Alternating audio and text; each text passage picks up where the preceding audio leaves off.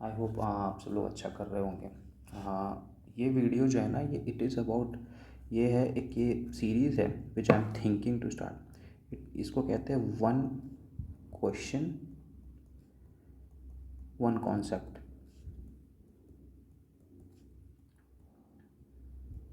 अभी ये इसमें क्या रहेगा, मेनली फोकस क्या है इसमें, फोकस एरिया जो है ना वो टफ़ क्वेश्चंस का है। जो टफ़ क्वेश्चंस आते हैं पेडागोजी के या फिर चाइल्ड साइकोलॉजी के,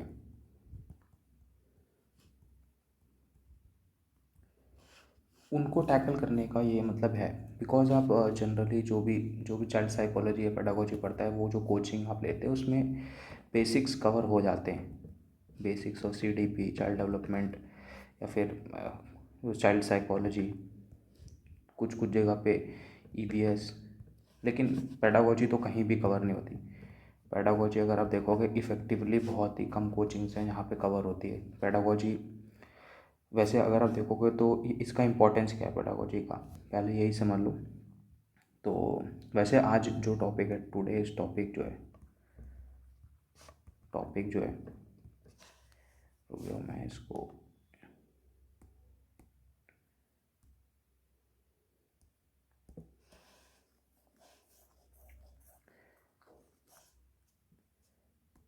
तो इसको जो है तो आज का जो टॉपिक है वो ये है कि इंफॉर्मेशन प्रोसेसिंग अप्रोच।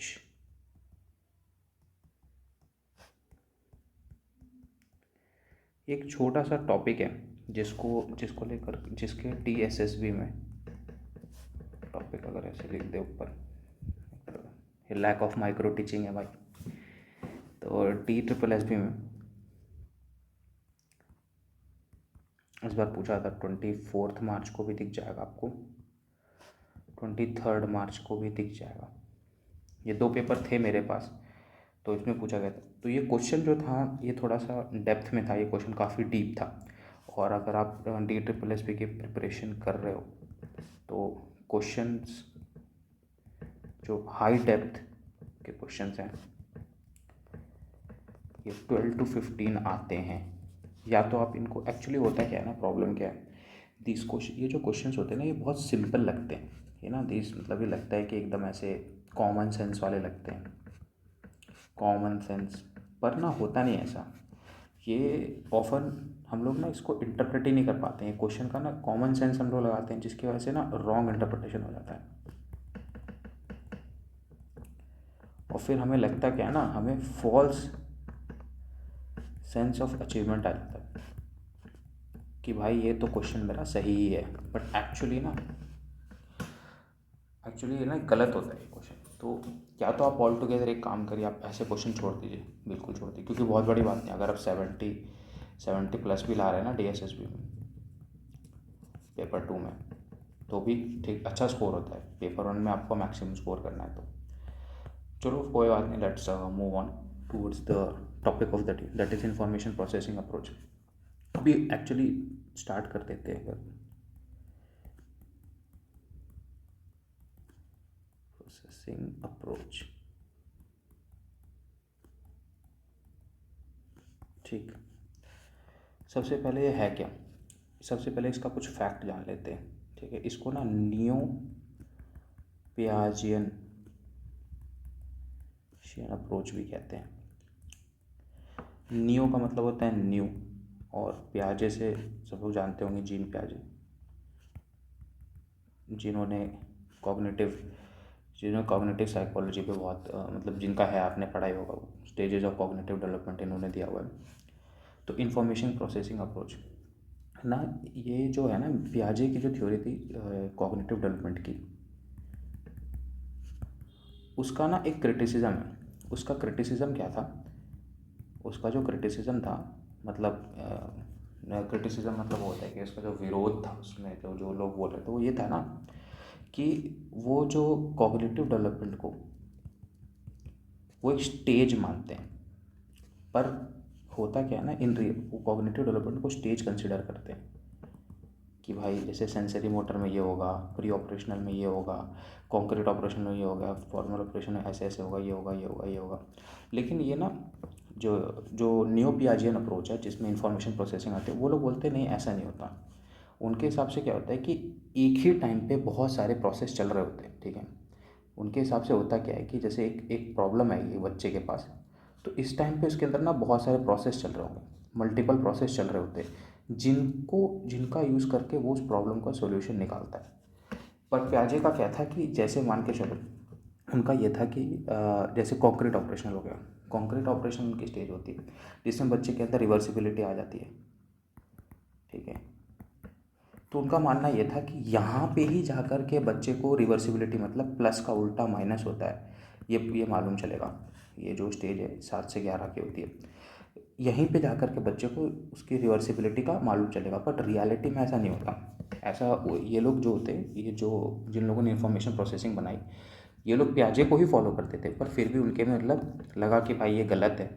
ऐसा नहीं होता कि एक टाइम पे बहुत से। तो देखो इनकी जो इसकी डेफिनेशन है इंफॉर्मेशन प्रोसेसिंग की, वो कहती क्या है, IPA लिख देता हूँ शॉर्ट फॉर्म में। ये कहती है, इसमें होता क्या है ना, एक इंडिविजुअल के मेंटल प्रोसेसेस, याद रखना ये बहुत इंपॉर्टेंट वर्ड है। दो चीज़ बहुत इंपॉर्टेंट, इंडिविजुअल और मेंटल प्रोसेस को ना ऑब्जर्व करते हैं। यहाँ कहते हैं कि एक इंडिविजुअल जो होता है उसको ऑब्जर्व किया इन लोगों ने, मेंटल इंडिविजुअल को और मेंटल प्रोसेस को बहुत याद रखना। ये ही दो इंपॉर्टेंट इसमें चीज़ें। अब मेंटल प्रोसेसेस में क्या हो सकता है, मेंटल प्रोसेसेस में हो सकता आता है थिंकिंग, बेसिकली थिंकिंग आता है, थिंकिंग का बेसिस होता है परसेप्शन, ठीक है। ठीक है, परसेप्शन से थिंकिंग बनती है, ठीक है। थिंकिंग से परसेप्शन नहीं, मतलब ये उल्टा भी होता है, परसेप्शन से थिंकिंग बनती है, लेकिन मोस्ट मेजरली ये होता है, इंपॉर्टेंट वाला ये है। तो ये कहते क्या है ना कि परसेप्शन होता है, इंडिविजुअल मेंटल प्रोसेस को ऑब्जर्व करते हैं, जो कि थिंकिंग होता है, फिर परसेप्शन आता है। अब होता क्या है कि परसेप्शन में जो डेवलप होता है, जैसे परसेप्शन डेवलप होता है तो वो क्या करता है, जैसे बच्चे एक ऑर्गेनाइज करेगा इन्फॉर्मेशन को,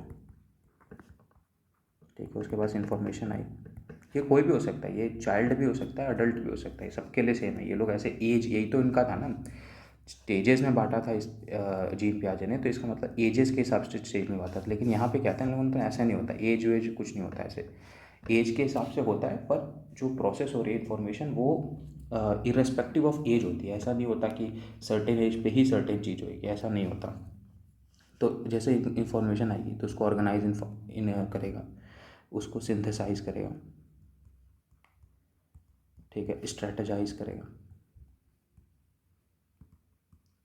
ऑर्गेनाइज करेगा, सिंथेसाइज करेगा, स्ट्रेटजाइज करेगा, और सर्टेन मैनर में करेगा। ये सर्टेन मैनर में करेगा, एक तरीके में करेगा ये, ठीक है, जिससे एक तरीके में करेगा। और ये जो तरीका होता है, इसी को इंफॉर्मेशन प्रोसेसिंग अप्रोच कहते हैं, ठीक है। इसी मैनर को इंफॉर्मेशन प्रोसेसिंग अप्रोच कहते हैं। अब तो समझ गए इसमें इंपॉर्टेंट क्या था, इंडिविजुअल और मेंटल प्रोसेस। तो इंडिविजुअल के मेंटल प्रोसेस पे फोकस है, ताकि वो कैसे ऑर्गेनाइज, सिंथेसाइज, स्ट्रेटेजाइज या मॉनिटर करते हैं किसी इंफॉर्मेशन को। अब आ जाते हैं इसका एक और, इसमें ना दो चीज़ें होती हैं। एक होता है मेंटल हार्डवेयर, इसके ना दो कंपोनेंट हैं, एक है मेंटल हार्डवेयर, ऐसे ऐसे है, एक लिखा है लेकिन ये होता नहीं, एक होता है मेंटल सॉफ्टवेयर।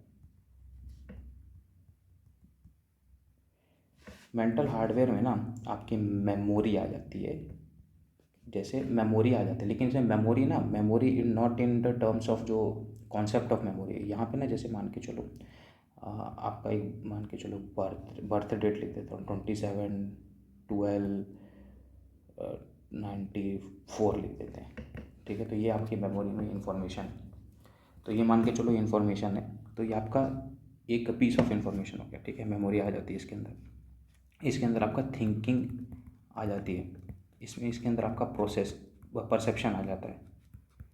मेंटल सॉफ्टवेयर में क्या होता है, इसको आप ऐसे सोच के चलो, नॉर्मल भी सोचो, कंप्यूटर होता है, उसका हार्डवेयर क्या क्या होता है, उसमें CPU होता है, ठीक है। हार्डवेयर में देखो कीबोर्ड होता है, ठीक है, मॉनिटर होता है, माउस होता है, एक्सेट्रा एक्सेट्रा, ठीक है। सॉफ्टवेयर में क्या होता है, जैसे मान के चलो पेंट का एक सॉफ्टवेयर होता है, तो वैसे ही पेंट के सॉफ्टवेयर में आप कीबोर्ड, माउस, मॉनिटर, ये तीनों चीज़ों का यूज़ करते हो ना एक साथ। तो वैसे कि मेमोरी, थिंकिंग प्रोसेस और परसेप्शन का यूज़ कैसे होता है, यूज़ करने का जो प्रोसेस है उसको मेंटल सॉफ्टवेयर कहते हैं। जैसे कि यूज़ करने के प्रोसेस में अगर मैं बोलूँ आपको, तो जो प्रॉब्लम सॉल्विंग स्किल होती है, ठीक है, जैसे आपने ऑर्गेनाइज किया इन्फॉर्मेशन को, फिर सिंथेसाइज किया, फिर हाइपोथेसिस बनाया, फिर हाइपोथेसिस को चेक किया, तो ये ना एक प्रोसेस है। फिर आपने एंड में जाकर के सॉल्यूशन निकाला, ठीक, तब जाकर के हुआ। तो बेसिकली मतलब ये है कि हमें इंफॉर्मेशन प्रोसेसिंग अप्रोच मतलब क्या था। पहले इसमें देखो 3 चीज़ें इंपॉर्टेंट हैं। IPA लिख देता हूँ सबसे पहला, ये नियो पियाजेन अप्रोच कहते हैं इसको, ये मतलब फैक्ट है, पियाजेन अप्रोच, ठीक। दूसरा यहाँ पे मेंटल प्रोसेस और इंडिविजुअल पे फोकस किया जाता है, ठीक है। यहाँ से ना, यहाँ मेंटल प्रोसेस और इंडिविजुअल पे फोकस किया जाता है। तीसरा इसमें मेंटल हार्डवेयर और मेंटल सॉफ्टवेयर की बात की गई है। मेंटल हार्डवेयर का मतलब होता है जो यूनिट्स हैं, जैसे मेमोरी हो गया। मेंटल सॉफ्टवेयर का मतलब होता है जो प्रोसेस, ठीक है, कैसे स्टेप्स होते हैं, कोई भी थिंकिंग का क्या प्रोसेस होता है, ठीक है। तो ये 3 हो गए, बस इतना ही होता है इन्फॉर्मेशन प्रोसेसिंग अप्रोच में। एक्चुअली अगर थोड़ा सा कॉन्टेक्स्ट और बिल्ड करूँ ना मैं, जो एक क्वेश्चन देख लेते हैं जो इस बार आया भी था, ये मैंने टेक्स्ट बुक से उठाया, टेक्स्ट बुक करके एक ऐप है उससे मैंने उठाया हुआ है। इसमें लिखा है in the context of information processing approach which of the following statement is correct, ठीक है। It is concern with individual differences in cognition, ठीक है, बिल्कुल सही बात है। इंडिविजुअल डिफरेंसेस इन कॉग्निशन यहाँ बताया ही था, इंडिविजुअल और मेंटल प्रोसेस। कॉग्निशन जिसको नहीं पता ना, कॉग्निशन जो होता है वो मेंटल प्रोसेस होता है। सेट ऑफ मेंटल प्रोसेस को कॉग्निशन कहते हैं, ठीक है। तो ये हो गया, ठीक है, ये तो मतलब ये सही है। It aims to describe mental processes involved when people acquire remember, ठीक है। देखो ये डिस्क्राइब क्या करता है, पूछ डेफिनेशन पूछ दे, देखो डायरेक्ट इन्फॉर्मेशन प्रोसेस की approaching definition, describe mental processes involved when people acquire remember information solve problem. Generally लोग करते क्या है ना कि दे थिंक कि भाई हम क्वेश्चन से, मतलब अगर पेडागोजिकली बात करूँ मैं, जो कि एस्पिरेंट्स करते हैं वो सोचते हैं कि क्वेश्चन से नॉलेज गेन कर लेंगे, बट ये ना बहुत गलत अप्रोच है, क्योंकि कल को अगर क्वेश्चन ट्विस्ट हो गया ना तो आपकी नॉलेज बेकार हो जाएगी। लेकिन ये ना बहुत, मतलब समझ रहे हो आप, क्वेश्चन से नॉलेज गेन करने का ट्राई करते हैं, ठीक है, क्वेश्चन टू नॉलेज इसको क्या कहते हैं, डिडक्टिव कह सकते हो, रूल टू एग्जाम्पल, मतलब वही एग्जाम्पल टू रूल जा रहे हैं लोग, ठीक है, बट दिस इज़ रॉन्ग।